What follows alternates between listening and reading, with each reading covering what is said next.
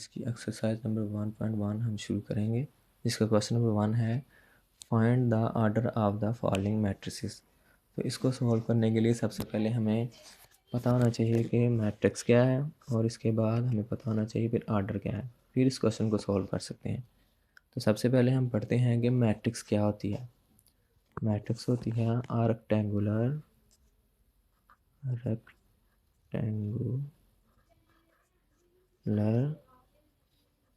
Ray of real numbers and then enclosed in a bracket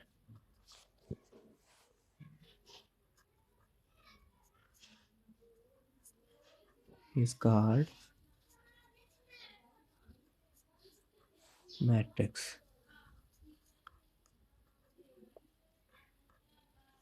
अब इसका क्या मतलब है? रेक्टेंगुलर अरे का मतलब है कि एक मुस्ततीली शक्ल है रियल नंबर्स की। रियल नंबर्स कौन से होते हैं? Are positive numbers and rational and irrational numbers are real numbers होते हैं। और इसको एक ब्रैकेट के अंदर हम क्लोज कर दें तो उसको मैट्रिक्स कहते हैं। मिसाल के तौर पर मैं कोई भी नंबर लिख देता हूँ 1 2 3 4 5 6, और इसको मैं एक ब्रैकेट के अंदर क्लोज कर देता हूँ, तो इसको कहेंगे हम ये एक मैट्रिक्स बन गई है। अब इसमें दो चीज़ें और पढ़ने वाली है मैट्रिक्स में, कि ये जो हमारी हॉरिजेंटल लाइंस, ये हॉरिजेंटल एलिमेंट्स हैं, ये जो हमारे हॉरिजेंटल एलिमेंट्स हैं इनको कहेंगे हम रोज, और ये जो हमारे वर्टिकल एलिमेंट्स हैं इनको हम कहेंगे कॉलम।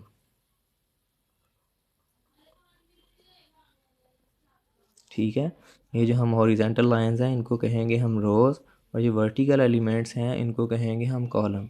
अब इसमें गिनेंगे कितनी रोज हैं, एक हॉरिजेंटल लाइन और दूसरी हॉरिजेंटल लाइन, इसका मतलब इसमें 2 रोज हैं।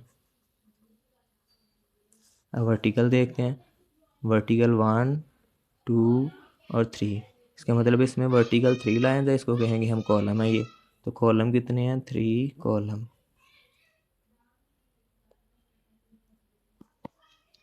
अब हम पढ़ लेते हैं कि ऑर्डर क्या होता है। अब हम पढ़ते हैं ऑर्डर क्या होता है।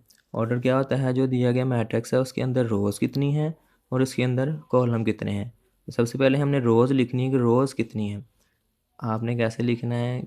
बाय लिख के, और रोज़ जितनी रोज़ होंगी, जैसे मिसाल के तौर पर इसकी कितनी रोज़ हैं? 2, तो 2 लिख देंगे, और कॉलम कितने हैं? 3, तो 3 लिख देंगे। तो इसका ऑर्डर क्या बन गया? हम यहाँ पे कॉर्नर पे लिखेंगे 2/3। अब हम क्वेश्चन की तरफ जाते हैं। तो सबसे पहला क्वेश्चन हमारा क्या लिखा हुआ है? एक्सरसाइज 1.1 पहला क्वेश्चन लिखा हुआ है ए इक्वल है 2 3 -5 और 6। अब इसका ऑर्डर हमने लिखना है। तो देखें यहाँ पे कितनी रोज हैं? 1 रो, 2 रो, तो 2 रोज हम लिख देंगे पहले। फिर कॉलम कितने हैं? 1 2, 2 कॉलम है तो 2 लिख देंगे। तो क्या बन गया आंसर हमारा? 2/2। अच्छा, अब इसके बाद देखें तो बाकी सारे क्वेश्चन हम जो है ना वो बुक के ऊपर ही सॉल्व कर लेते हैं। अब बी पार्ट है इसका, तो बी पार्ट में देखें इसमें कितनी रोज आ रही हैं। हॉरिजेंटल लाइंस 1 2 2 लिख दिया, बाय कितने कॉलम है? 1 2, 2 कॉलम तो 2/2 हो गया। अब सी का देखें, पहले रोज़ लिखनी है, आपने ये याद रखना है कि पहले रोज़ लिखनी है और बाद में कॉलम लिखनी है। तो पहले रो कितनी है? 1/, कॉलम कितने हैं? 1 2, 2 कॉलम। इसी तरह देखें अब डी पार्ट इसका, तो डी पार्ट में देखें कितनी रोज़ बन रही हैं? 1 2 3, 3/, एक ही इसमें कॉलम बन रहा है तो 3/1। इस तरह बी पार्ट देख लें, तो 1 2 3, 3 रोज हो गई। कॉलम कितने आ रहे हैं? 1 2, 2 कॉलम हो गए। अब एफ वाले पार्ट में देखें, एफ वाले पार्ट में एक ही रो आ रही है और एक ही कॉलम हो रहा है, तो क्या लिखेंगे? 1/1। अब जी वाला पार्ट देख लें, तो जी वाले पार्ट में कितनी रोज हैं? 1 2 तीन, तीन रोज़ और कॉलम, 1 2 3, तीन कॉलम आ रहे हैं, तो इसको लिखेंगे हम 3/3। एच वाला पार्ट देख लें, एच वाले पार्ट में कितने रोज़ आ रही हैं, 1 2, कॉलम कितने आ रहे हैं, 1 2 3, तो क्या बन जाएगा ऑर्डर इसका, 2/3। क्वेश्चन नंबर 2 स्टार्ट करते हैं कि which of the following matrices are equal. अच्छा, इक्वल होने के लिए क्या कंडीशंस, हमें कैसे पता चलेगा कि ये इक्वल मैट्रिसेस हैं। उसमें दो चीज़ें हमें याद रखनी पड़ेंगी कि दोनों मैट्रिसेस के ऑर्डर बराबर होने चाहिए और उनकी जो क्रॉसपॉन्डिंग एंट्रीज़ हैं वो बराबर होने चाहिए। अब जो है ऑर्डर हम पढ़ चुके हैं। ऑर्डर क्या होता है कि अगर पहले की रोज़ और कॉलम, दूसरे की रोज़ और कॉलम आपस में बराबर है। मिसाल के तौर पर मैं एक लिखता हूँ कॉलम यहाँ पे 1 2 3 5 6 7, एक मैंने कॉलम लिख लिया, एक मैट्रिक्स लिख ली। दूसरी मैट्रिक्स लिखता हूँ मैं कि 6 7 8 9 1 3, दूसरी मैट्रिक्स लिख ली। अब इसका ऑर्डर हम लिखें अगर, तो ऑर्डर कैसे लिखते हैं कि पहले लाइनें लिखते हैं, रोज़ लिखते हैं, कितनी रोज़ हैं, 2 रोज़ हैं, और कॉलम कितने हैं, 3 कॉलम। इसको लिखते कहते हैं कैसे हैं, 2/3। इसका कैसे लिखेंगे, इसकी भी 2 रोज़ ही हैं और 3 कॉलम है, कैसे लिखेंगे, 2/3।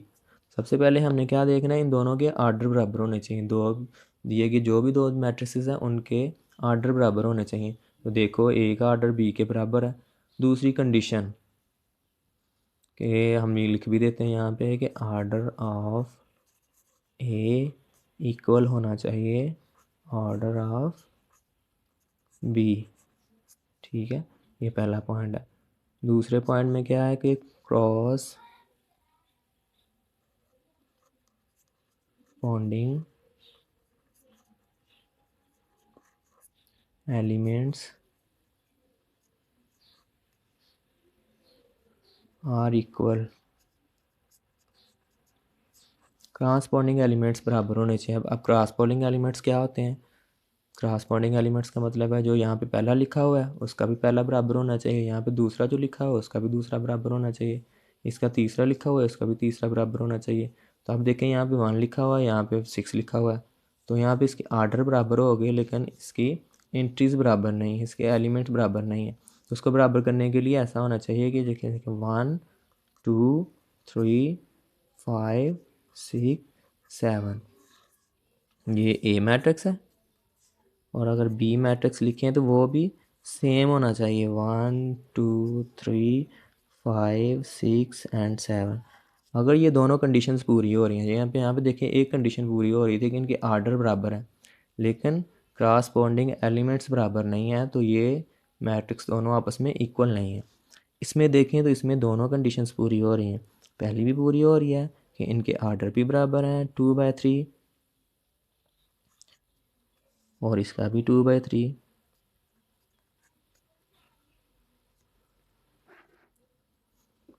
और इनके क्रॉसपॉन्डिंग एलिमेंट्स भी बराबर हैं। देखें इसका 1 एलिमेंट है, यहाँ पे भी 1 पहला, इसका दूसरा एलिमेंट 2, इसका भी दूसरा 2, इसका 3, इसका भी तीसरा 3, 5 और 5 6 6 6 7 और 7।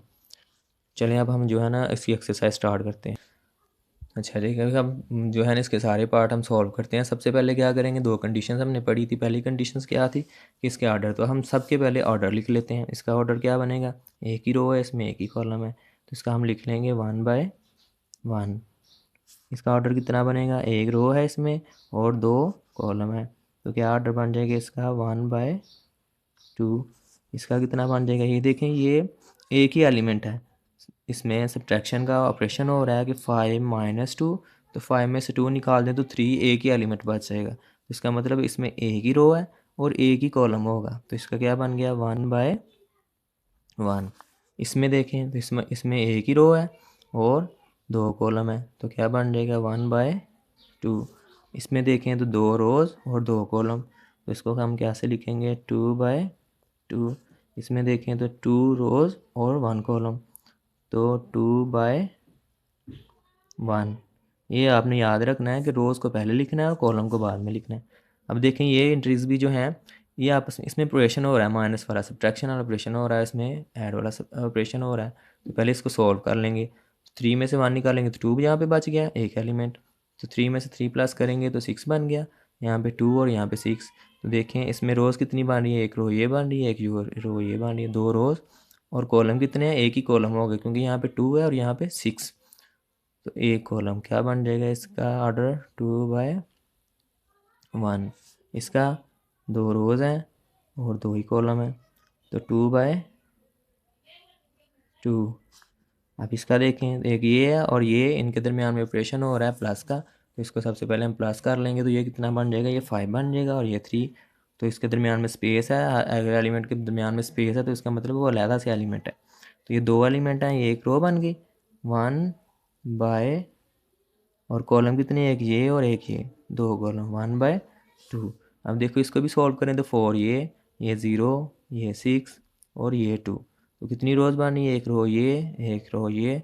कॉलम कितने बने, एक कॉलम ये। जब इनको सॉल्व कर लेंगे तो ये 4 बन जाएगा और ये 6 बन जाएगा, एक कॉलम बन गया। इसको सॉल्व करेंगे तो ये 0 और ये 2, ये भी एक कॉलम। तो कितने बन गए, 2 रोज़ और 2 कॉलम। तो ऑर्डर बन गया इसका 2/2। अब ऑर्डर, पहली कंडीशन हमने सबकी लिख ली। तो अब हमने दूसरी कंडीशन क्या है, इसके क्रॉसपॉन्डिंग एलिमेंट। सबसे पहले हम देखते हैं कि ऑर्डर किस किस के बराबर है। अब देखें ए वाला 1/1, और भी है यहाँ पे 1/1, ये है 1/1। तो अब इसका क्रॉसपॉन्डिंग एलिमेंट देखना है हमने। देखें कि ए का भी एलिमेंट 3 है, इसको सॉल्व करेंगे तो 5 - 2 भी 3 होगा। तो इसका मतलब हम लिख सकते हैं कि ए किसके इक्वल है, ए इक्वल है सी के। इसी तरह बी देख लेंगे, बी का ऑर्डर क्या है 1/2। तो 1/2 की और देखते हैं, जैसे ये 1/2 है तो देखें इसमें अब हमने क्रॉसपॉन्डिंग एलिमेंट्स देखने। इसका एलिमेंट 3 है, इसका एलिमेंट 5 है पहला, इसका दूसरा 5 है, इसका दूसरा 3 है। तो इसका मतलब इसकी दूसरी कंडीशन पूरी नहीं हो रही, पहली पूरी हो रही है। इनके ऑर्डर बराबर है 1/2, इसका भी 1/2 है, लेकिन इसके क्रॉसपॉन्डिंग एलिमेंट्स बराबर नहीं। तो इसका मतलब ये आपस में इक्वल नहीं है। और कोई देखेंगे 1/2, ये है 1/2। देखें 1/2, इसमें 3, दूसरा एलिमेंट कितना बन रहा है 3 + 2 5। तो पहला एलिमेंट 3, दूसरा एलिमेंट 5। तो इसका मतलब ये आपस में इक्वल है। तो हम क्या लिखेंगे फिर, बी किसके इक्वल है, बी इक्वल है आई के। इस तरह हम जो है ना बाकी सारे देखेंगे बारी बारी कि अब इसका ऑर्डर, ये तो हमने कर लिया इसके बराबर। इसका ऑर्डर देखेंगे किसके साथ मिल रहा है, अगर उसके क्रॉसपॉन्डिंग एलिमेंट्स भी मिल रहे हैं तो इसका मतलब वो आपस में बराबर है। तो आज अब हम जो है ना वो क्वेश्चन नंबर 3 स्टार्ट करते हैं कि find the value of A B C and D which satisfy the matrix equation. इसका मतलब है कि हमने इसमें से ए बी और सी डी की वैल्यूज़ फाइंड करनी है, और कह रहा है कि मैट्रिक्स जो है वो इसको बराबर साबित करती है। ये इसको बराबर साबित करती है। बराबर का मतलब इक्वल मैट्रिक्स है। ये हमने इक्वल मैट्रिक्स का पढ़ लिया पीछे, दोबारा मैं रिवाइज कर देते। इक्वल मैट्रिक्स का क्या था, हमने 2 कंडीशंस पढ़ी थी उसमें कि उनके ऑर्डर बराबर होने चाहिए, और दूसरा उनके जो हैं वो क्रॉसपॉन्डिंग एलिमेंट्स बराबर होने चाहिए। अब देख लेते हैं यहाँ पे। देखें इसके कितने रोज़ हैं, 2 रोज़ हैं और 2 कॉलम हैं। इसके 2 रोज़ और 2 कॉलम हैं, तो इसका ऑर्डर तो बराबर हो गया है। लेकिन हमें अभी क्रॉसपॉन्डिंग एलिमेंट्स नहीं पता चल रहा कि आपस में बराबर हैं या नहीं है। क्यों नहीं पता चल रहा है, इसमें कुछ ऐसे अननोन वैल्यूज़ हैं, जैसे ए है, सी है, डी है, ये अननोन वैल्यूज़ हैं। जब यह अननोन वैल्यूज़ का हम फाइंड कर लेंगे तो हम देखेंगे कि ये एक जैसे क्रॉसपॉन्डिंग एलिमेंट्स भी आपस में बराबर ही हैं। लेकिन अभी हम जब क्वेश्चन वाले ने हमें लिख के दे दिया कि ये इक्वल है तो हम इसको इक्वल मान लेंगे।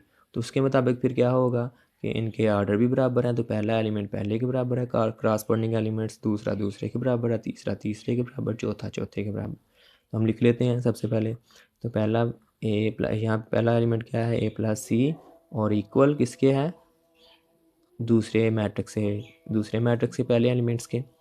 ठीक है, तो A+C यहाँ पे पहला एलिमेंट, यहाँ पे 0 पहला एलिमेंट, दोनों आपस में बराबर हैं, एक इक्वेशन बन गई। दूसरी हम बना लेते हैं, दूसरा एलिमेंट दूसरे के बराबर होगा। तो दूसरा हम लिखते हैं कि A+2B इसके इक्वल होगा -7 के। ठीक है, तो यहाँ पे हम सोल्व कर लेते हैं इसको साथ साथ ही। अब देखें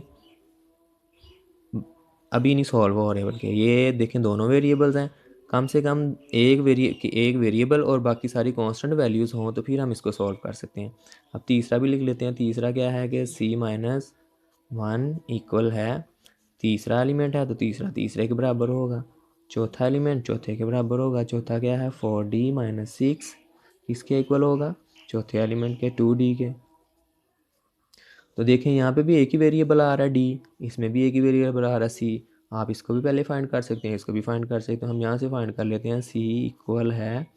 अब देखें ये जो एलिमेंट है यहाँ पे नहीं चाहिए, हमें दूसरी साइड पे चाहिए, सिर्फ c की वैल्यू चाहिए। तो उसका आसान तरीका क्या होता है, यहाँ पे जो माइनस है दूसरी साइड पे जाके वो प्लस हो जाएगा। ये 3 है तो वहाँ पे जाके प्लस हो गया। c किसके बराबर आ गया, 3 + 1 4। c जो है वो हमारा 4 के बराबर आ गया। अब देखें c, तो c की वैल्यू हम यहाँ पे लगाएं अगर, तो देखो ये भी कांस्टेंट वैल्यू है, ये भी कांस्टेंट वैल्यू है, तो हम a फाइंड कर सकते हैं। तो यहाँ पे आप जो है ना वो c की वैल्यू लगा दें। a प्लस c की वैल्यू क्या हमने निकाली थी 4, तो 4 यहाँ पे लगाएं इक्वल टू 0। अब हमें a की वैल्यू चाहिए तो 4 को ख़त्म करना है। उसको ख़त्म करने का क्या तरीका है, इसको दूसरी साइड पर लेके जाएँ। जब दूसरी साइड पर लेके जाएंगे तो इसका साइन चेंज हो जाएगा, a इज़ इक्वल टू -4। ए की भी वैल्यू आ गई है। अब यहाँ पे हम ए की वैल्यू भी लगा सकते हैं, तो एक वेरिएबल रह जाएगा। अब ए की वैल्यू लगाएं तो ए की वैल्यू क्या है -4 + 2b इक्वल टू -7। अब हमने बी की वैल्यू निकालनी है, तो इस पहले 4 को ख़त्म करना हमने, इस साइड पे माइनस का और दूसरी साइड पे जाके प्लस का हो जाएगा। ये -7 + 4 हो जाएगा। अब देखें ये जो बी है, बी के साथ 2 है, 2 मल्टीप्लाई हो रहा है, इसके साथ मल्टीप्लाई, जब इसके दरमियान में साइन कोई नहीं है तो उसका मतलब ये इसके साथ मल्टीप्लाई हो रहा है, मल्टीप्लाई हो रहा है। तो जब इसको दूसरी साइड पे लेके जाएंगे तो ये डिवाइड हो जाएगा। तो इधर क्या बचेगा, b इज़ इक्वल टू, जब इनको सॉल्व करें तो प्लस माइनस माइनस, और 7 में से 4 निकालें तो 3 और 3, और साइन हमने कौन सा लगाना जो बड़ी वैल्यू के साथ होगा। बड़ी वैल्यूज इसमें से कौन सी है, 7 या 4। 7 बड़ी वैल्यू है तो 7 के साथ माइनस है तो माइनस लगा दिया, और 2 इधर मल्टीप्लाई था, इधर आगे डिवाइड हो गया। तो ये हमारा बी का भी आंसर आ गया। लास्ट वाला रह गया हमारा डी का आंसर। अब देखें ये भी डी है, ये भी डी है, तो हम दोनों वेरिएबल्स को एक ही साइड पे लेके जाएं। अब किस साइड पे लेके जाएंगे, जिस साइड पे बड़ी वैल्यू है डी की। देखें इधर 4 है, इधर 2 है, तो हम क्या है बड़ी साइड पे इसको ले जाते हैं। 4d, इधर प्लस है, इधर आगे माइनस हो जाएगा इक्वल टू। अब ये कांस्टेंट वैल्यू जो है इसको दूसरी साइड पे लेके जाएंगे, क्योंकि हमें डी वैल्यू निकालनी है, तो इधर कांस्टेंट वैल्यू नहीं चाहिए। ये इधर नेगेटिव, उधर जाके पॉजिटिव प्लस हो जाएगा। अब दोनों डी सेम वेरिएबल हैं तो आपस में प्लस भी और माइनस भी हो सकते हैं। तो इनको करें, ये प्लस है ये माइनस है, प्लस माइनस माइनस होते हैं। 4 में से 2 निकाल दें तो 2 और डी वेरिएबल इक्वल टू 6। अब हमें डी की वैल्यू चाहिए, 2 भी ख़त्म करना है, तो 2 कैसे ख़त्म कर सकते हैं। एक तो ये है कि ना इसके साथ मल्टीप्लाई हो रहा है, उधर जाकर डिवाइड हो जाएगा। एक जब हम पिछली क्लासेस में पढ़ते रहे हैं कि जितना होगा उतने से हम डिवाइड कर देंगे। इक्वेशन को बैलेंस करने के लिए अगर इधर से 2 डिवाइड किया तो इधर भी 2 डिवाइड करेंगे, तो 2 2 से कैंसिल, 2 1 था 2, 2 3 था 6। तो डी किसके बराबर बच गया, डी इज इक्वल टू 3। तो अब हमने सारी वैल्यूज़ निकालनी है। देखो ए की भी निकल गई है, बी की भी, सी की भी, डी की भी। अब क्वेश्चन तो हमारा यहाँ तक ही है, लेकिन मैं अब आपको साबित करके दिखाता हूँ। जो हमने 2 कंडीशंस पढ़ी थी, पहली तो पूरी हो रही है कि देखें इसके जो है ना 2 रोज़ हैं और 2 ही कॉलम है, इसके भी 2 रोज़ और 2 कॉलम, आर्डर बराबर हो गया। अब क्रॉसपॉन्डिंग एलिमेंट्स कैसे बराबर हैं, देखो हमने पहली क्वेश्चन लिखी थी ए प्लस सी किसके बराबर लिखा था, 0 के बराबर। हम 0 के बराबर अब पुट करके दिखाते हैं, हम साबित करते हैं। ए की वैल्यू क्या निकली है -4, सी की वैल्यू क्या निकली है +4 equal to 0। Plus minus minus होते हैं, तो 4 में से 4 निकालें तो क्या 0, 0 किसके बराबर आ गया, 0 के। देखें ये वाला एलिमेंट बराबर आ गया इसके। इसी तरह एक और करके देख लेते हैं, इनमें से कोई भी कर लें। अब जैसे यही करके देख लें आप, ये है a प्लस 2b इक्वल है किसके, -7 के। अब हमने a और b की वैल्यू लगानी है यहाँ पे। a की वैल्यू हमने निकाली -4 + 2, और b की वैल्यू 20 के साथ मल्टीप्लाई हो रहा है, तो b की वैल्यू हमने निकाली है -3/2। ठीक है, इक्वल किसके है, -7 के। तो देखें ये 2 2 के साथ कैंसिल हो जाता है, और ये बच गया -4 plus minus -3 equal to -7। Minus minus क्या होता है प्लस, और 4 और 3 क्या हो गया 7। साइन कौन सा आएगा, जो बड़ी वैल्यू के साथ है, बड़ी वैल्यू के साथ क्या है माइनस, तो इज इक्वल टू -7। ये जो है ना ये इजाफी काम है, ये आपने क्वेश्चन में नहीं करना। ये आपको बस आपके अंडरस्टैंडिंग के लिए कि आपको कंसेप्ट समझ आ जाए। ये जो है देखें ना इनके आर्डर भी बराबर हो गए हैं और क्रॉसपोंडिंग एलिमेंट्स भी बराबर हो गए हैं। अल्लाह हाफिज़।